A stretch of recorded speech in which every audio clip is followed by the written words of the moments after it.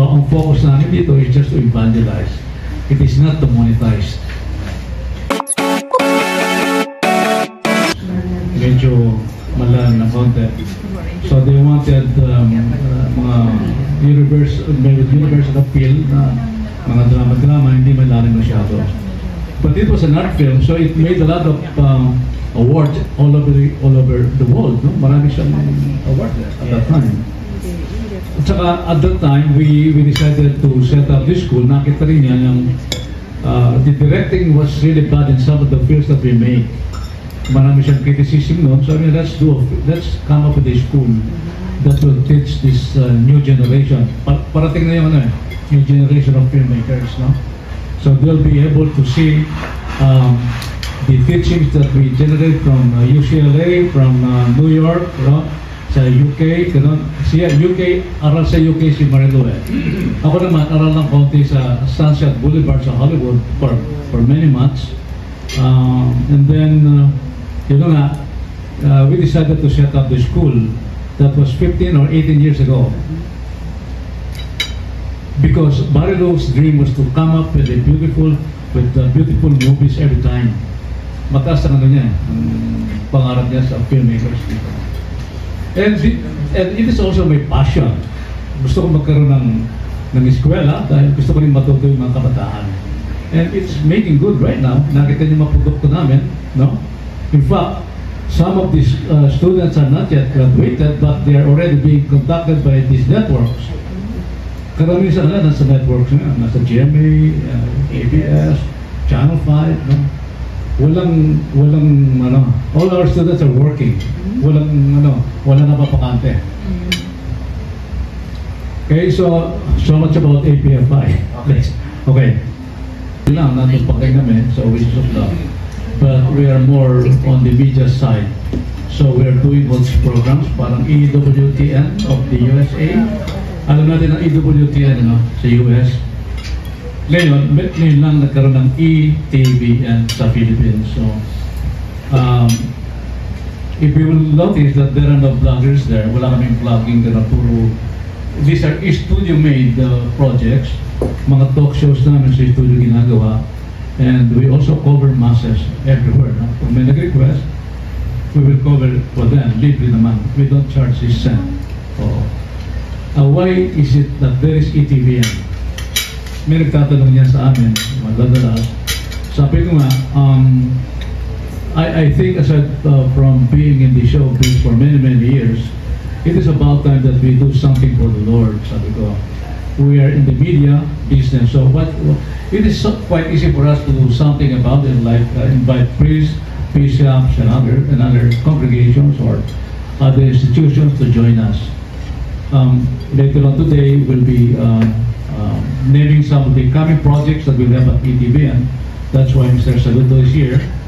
May mga usapan po kami ng CPCP, yung Catholic Special Conference of the Philippines, to do some short films for them. ETVN has been running for the past 5 years, 4 years and a half.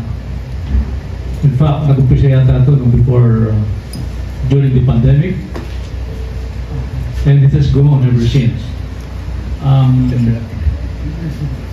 Kadalasan po naimbita kami sa mga events ng Divine Mercy. Nationwide na po yung Divine Mercy natin. It is a devotion to the Divine Mercy, and many times also when the Papa Lucia would inaugurate or appoint someone, we will be invited also to cover them.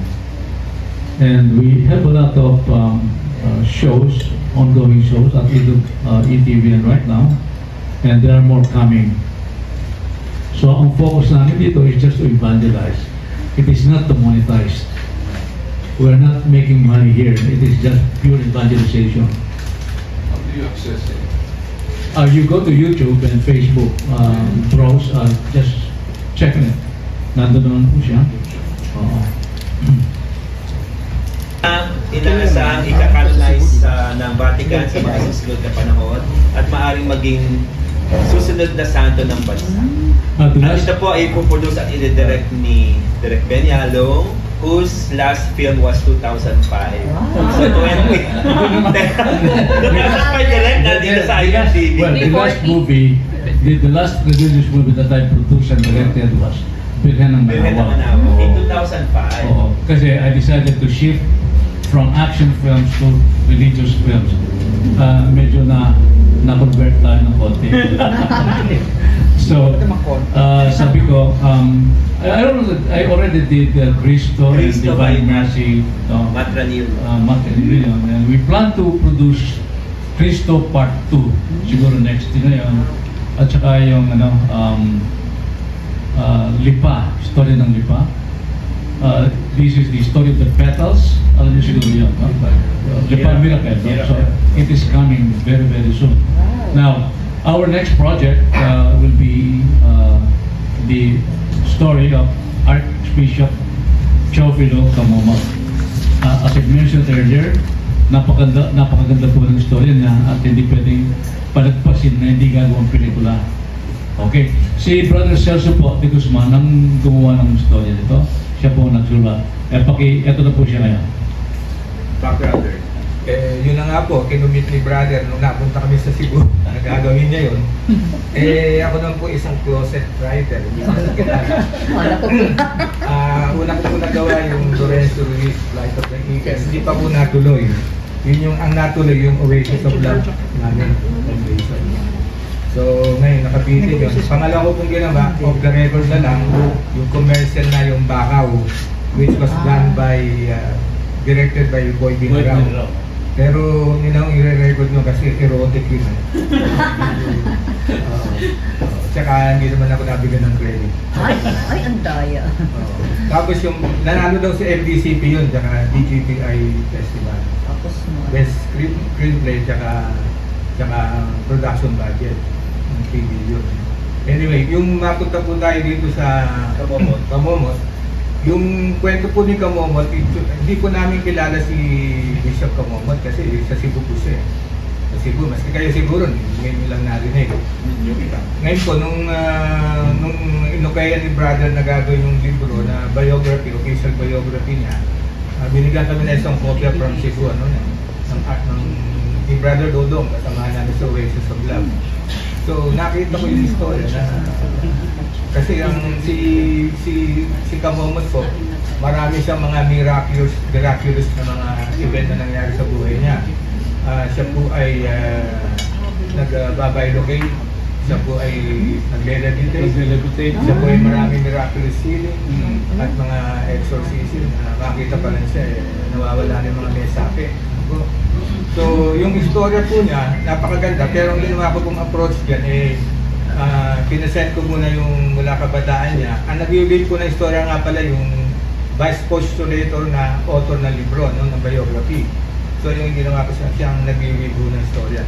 Kunwari, iniimbestigahan niya yung mga binigay sa kanya mga reports at bine-verify niya. So, mula pagkabata po, hanggang naging seminarista siya po ay reluctant na maging pare. Gusto niya agriculturist. So, makikita niyo po yun sa pelikula kung paano nagbago yung desisyon, tuloy-tuloy. Tapos yung nature po niya, kabataan pa lang niya, mabuting bata siya. So, walang inkling na magpapari sa mga pinikilos niya. So, dumating, ang istorya po pala niya, inabot niya mga 4 na eras Pre-war, Second World War, post-war, pati po yung martial law inabot niya. Namatay siya 1988. So, ano niya, contemporary na? Contemporary na. Contemporary siya. So, period movie po ito, kaya medyo mahirap po magastos gawin, Kasi iba-ibang period ang pagkikita mo. Pati yung cinematography po dito, cinematography, production design, naaayon dapat sa period. So, ngayon po, wala pa po kaming napipiling artista. Meron tayo search po kami din. Search pa lang kami. Search tayo. Baka po may messages Baka may messages po kayo. At saka APFI po ang gagawa rin ito. Mga estudya, mga ano na namin, eskwela na. production staff. So tatlo pong characters no, direct. Yung mas bata siya, and then medyo senior, and then towards Archbishop na. Hanggang sa Ano po ba yung physicality? Mahalaga po ba sa inyo, direct Ben? O hindi naman? Walang picture niya. Well, hawig nga ng konti kung po pwede kasi it is quite difficult to really replicate. Wala kang makikita ng gano'n. yung mga bariotic view, di ba? Pariotic. Cinematic. Oo. Merong sinasuggest yung sa Gongbur sa daw. Cedric Juan. Ikaw nagsasuggest nun, di ba?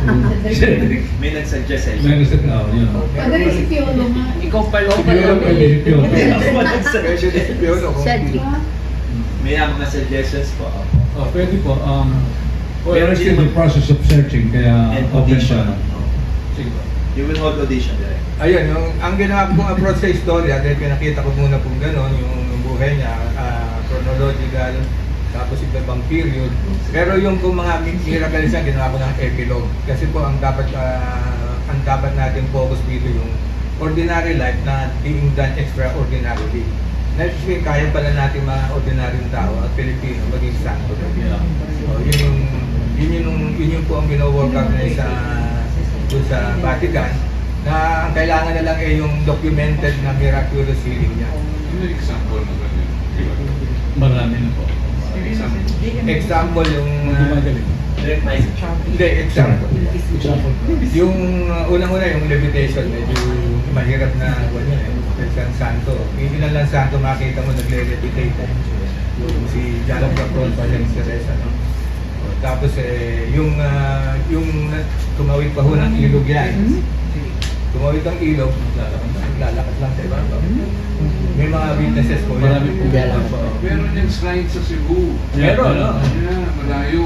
Yes. Kung saan siya namatay? Doon sa town niya, Carter Town. Si Natalie. Kasi Cebu si Natalie. Ay, Cebu nga pala si Natalie. Alam niyo, oo. Natalie is from Philippines na. Saan ka yes, sa Cebu? Biglanilla. Pero malapit sa just right before Alam Carcar. niya yan. Pero alam namin. Alam niyo, di ba? Alam niya. Sikat si Kamomot sa Visayas. Oo. Meron talaga. May mga dasal na ngayon eh. May prayer kasama May mga dasal na po ngayon eh. Saka, Malayo ang shrine. oo. Doon sa Samcar na, sa Carcar yung sinasabi niya. Meron siyang tinatag na religious congregation ng mga yung Daughters of Santa Teresa. Santa Teresa. Meron ba itong sir? Meron kayong producers sa mga Cebuano? Organisasyon na Actually, for the meantime ay si Brother Ben pa lang, pero katanda mo brother nung nagmi-meeting. May mag-offer po na magiging co-producer ko. Sabi ko, open naman po kami gano'n. Okay lang.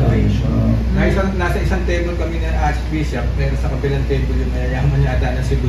Narinig kami pinag-uusapan yung pelikula. O sama daw sila. Sama daw. Sabi ko, sige, okay lang. Gaano po ka-excited yung mga Cebuano na You know, sa project na ito? ang tagal na raw, dapat ginawa na namin matagal na. Meron kasing isang producer na nag-attempt na gawin to. That was 15 years ago. Hanggang ngayon, naghahanap ng financier. Kaya nga. Hindi po natuluyan ng 50 years. Oo, hanggang ngayon naghahanap ng funding. Yan yung question ko nga, sir. Kasi mahirap, parang mahirap bang funding for a religious filming? Yes. So, Yeah, pero ang ano naman doon kung ang hanap mo yung pera talaga, huwag ka na pumunta ron, di ba? Pero ang hanap mo yung evangelization process and you wanted to really evangelize yourself and bring Jesus closer to them, yun ang risk nun. That is the risk that you have to take. Mag-invest ka doon, walang kasigurahan kung kikita o hindi. But it doesn't matter anymore. Ang gusto mong makapag-evangelize. I just want to talk a little bit about Cristo. Maraming challenge sa amin nun. Bakit yung gagawin ng Cristo, hindi kikita yan, no? Sabi ko, hindi naman pwedeng namin dito. Gusto namin makapag-evangelize sa oasis of love. Hindi kayo maniniwala, isang buwan sa Tahigan. Ang laki ng kinita. Well, bigyan ni Lord ko. Star-studded. Yeah, so God provides. Exactly, yeah. At yung nga palang dagdag ko, yung ETV lahat po ng gastos si brother mo na nagso-shoulder. Kaya po, yung dedication niya po ngayon sa evangelization niya 100%. Kaya, ito, yung lahat ng buhay ng santo, especially Filipino saints, ay gusto namin magawa. Meron po ba kayong direct timeline or timetable with the Kamomot film? well, we should be doing this, we should be able to finish this in 3 months' time. Oo. 3 months to Isa pa maganda si Mother Ignacia. Pwede rin yun, pwede rin yun.